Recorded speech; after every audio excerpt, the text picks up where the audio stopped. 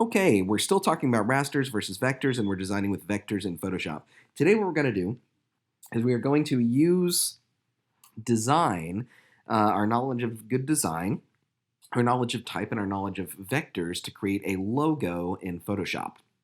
So I'm just going to make myself a new logo. I'm going to go to my type tool, make sure I've got a good font that I like. If I don't, I could click and add fonts from Typekit. I've already done that. So I know what I like, but I would encourage you to find fonts that you like. Remember, you can use websites like dafonts.com to also add fonts. I'm going to go to League Spartan, and I'm just going to click, and I'm going to type out my name in all caps. So a good logo design is simple. I encourage you, if you're designing logos, to fit it into a square and try to fill up as much of the space as possible. Find inspiration from other logos that you like online. And now let's do this. So for your logo design, I want you to use nothing but vectors. I am going to go to Chrome. We're going to pull up a website called vecteasy.com. This is like Brush Easy for where you can get free brushes, but this is for vector files. And I'm just going to search for vector files that have to do with cameras. These ones that are marked Pro are ones that are not free, but all the other ones should be free vector files that we can download and use in Photoshop. So I'm looking for ones that I would like, that might work well for me. Let's see, there's vector cameras there. And these are probably designed to be used in Illustrator, but we're designing in Photoshop today, so it should be okay. So we're going to download it. We're not actually legally going to use it for anything. This is just for our design today, so we don't need to give them attribution because we're not going to post it anywhere. We will unzip that file. And we've got an EPS file. We will drag, that's a type of vector file format, drag it into here. By the way, it's a smart object. If we double click it, you can kind of see what we've got. But this is a vector. I'm going to select the one that I want. I want this guy. Add a mask. It will get rid of everything else. Let's move him where we want him to go. Let's add a little square around everything. I'm going to go to my rectangle tool. Add a black square. I want the fill to be nothing. I want the stroke to be black. For your first time for designing a logo, I think it's always a good idea to design logos in complete black and white and then to go back and add color after the fact. Let's make this, if I can't get it exactly, I'm just going to type in 50 for the stroke size. If I want to get rid of parts of it, what I can do is mask it out. So I'm going to kind of select where the camera is, and I'm going to type out the word photography down here. So I want all that to be selected. We'll add a mask, invert the mask, and we've got rid of everything else. Could have also done this. Let's see what this looks like. I'm going to paint back in the lineup here by painting white in the mask. Oops, by painting black. Oh, I'm in the wrong layer. Right here, we're going to paint white. Oh, it's just covering it up automatically. That's okay. We can leave it how it is. Or let's see what would happen if we selected what we wanted. Change this from contiguous. Deselect all these other guys. Let's get rid of the mask that we do have.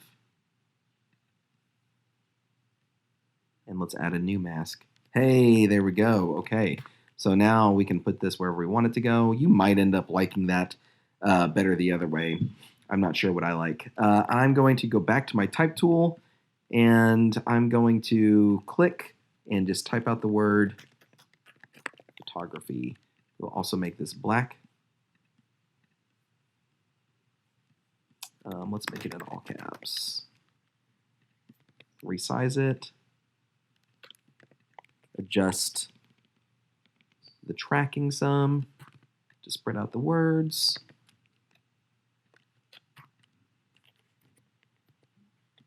What you're doing is you're just designing a logo for a business. Now, I chose to do mine for me, but you could do yours for whatever you would like. I think for this one, I'm probably going to adjust the tracking of my name, make it a little bit larger, so I can take up a little bit more of the space in there. I think I'm going to size this whole thing down a little bit.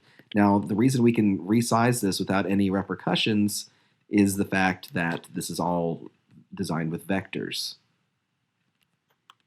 Go back in here, we can see that we messed up that mask earlier, so we can just paint white with my brush tool where we want to adjust it. By the way, if that ever happens where you can't see the size of your brush, it's because your caps lock is on. It happens to me all the time. And here we have our vector logo design.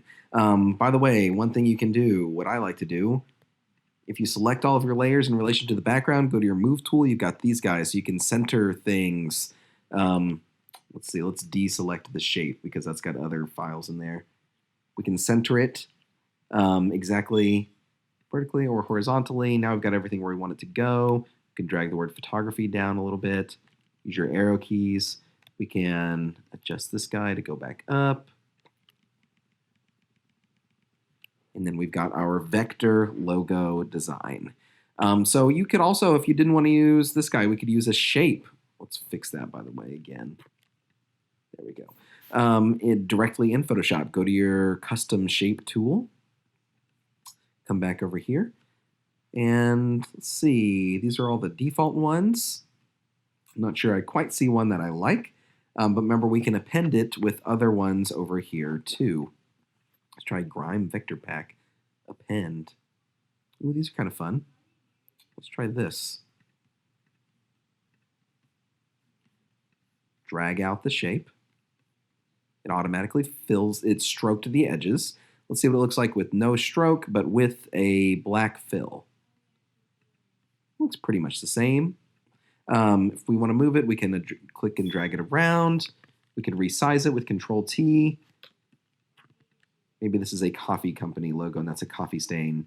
Totally up to you. So let's go back and we'll type. But watch this. I'm going to make a little path with the circle here. Let's not stroke that path automatically, which is what it did. Oh, that's because I added it to the same one.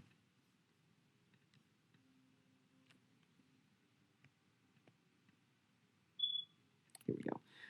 Now watch this. If I go to my type tool and I hover over that, my cursor changes and now I can type directly on the path tool. So we can, let's see, let's call this Fleet Coffee. And we can adjust this from there. We can adjust the size. We can adjust the font if we would like. I would think this is probably too small. Could make it bigger. And if we wanted to, we could also select the path that has it. The work path here. And we could go back to our direct selection tool. Oops, that's the wrong one. It's this one. And we can modify the path a little bit. And when we modify the path, it also modifies the text where the text is, which is what we want. Okay. So, two fun little logo designs. Let's see if we can rotate that one somewhat. All made out of completely vectors using Photoshop. So vectors are great because you can scale them to any size and they will always look the same. Raster images or bitmap images are made up only of pixels and can be pixelated. Vectors are not. We talked about the pen tool. We talked about the direct selection tool, shape tools, where to get vectors from the internet, and how to create a logo design in here. Of course, that line's not actually there. If I click off, we can see what we've got.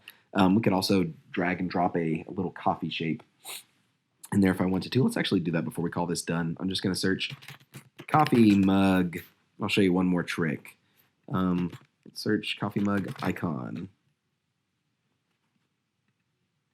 These all look pretty dumb, but that's okay.